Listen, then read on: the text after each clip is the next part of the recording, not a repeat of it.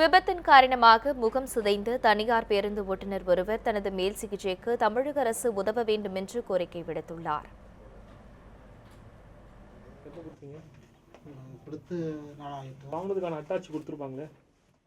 உடம்பு நம்ம பழையனும் நம்ம சாப்பிட முடியல, மூச்சு விட முடியல, கண் பார்வை இல்லை.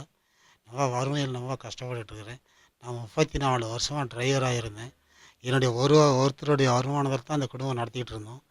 என் பையன் ஒன்று 10வது படிச்சுக்கிட்டு இருந்தான், அவன் பாதியில் நின்றுட்டான். இன்னொரு பையன் 8வதுலேருந்து இப்போ 9வது போயிருக்கிறான். எங்கள் மனைவிக்கு எந்த வேலையும் இல்லை. ஆனால் விவசாய வேலைக்கு ஏதோ ஒரு வாரத்தில் ஒரு நாள் 2 நாள் ஒரு 100 ரூபா கூலிக்கு போகுது.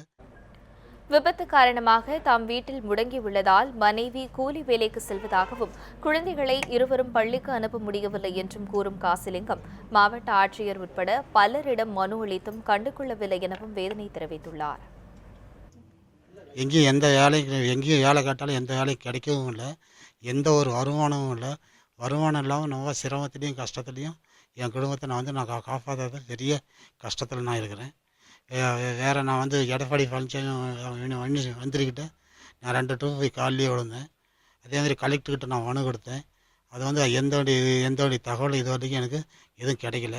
அதனால் வருமானம் இல்லாமல் நம்ம சிரமத்துலேயும் கஷ்டத்துலேயும் இருக்கிறதுனால குடும்பம் வாழ்க்கை நடத்துறது ரொம்ப கஷ்டத்துலேயும் வறுமையிலையும் இருக்கிறேன். தனது கணவரின் மேல் சிகிச்சைக்கும் குழந்தைகளின் படிப்பிற்கும் தமிழக அரசு உதவ வேண்டும் என்று கூறுகிறார் காசிலிங்கத்தின் மனைவி கல்பனா. அவன் வேலைக்கு தான் அனுப்பிட்டு நானும் வேலைக்கு தான் போயிட்டு இருக்கிறேன். ரொம்ப எங்களுக்கு சிரமமாக இருக்குது. சாப்பாட்டு கூட ரொம்ப சிரமம். அம்மா நீங்கள் தான் எங்களுக்கு உதவி செய்யணும்.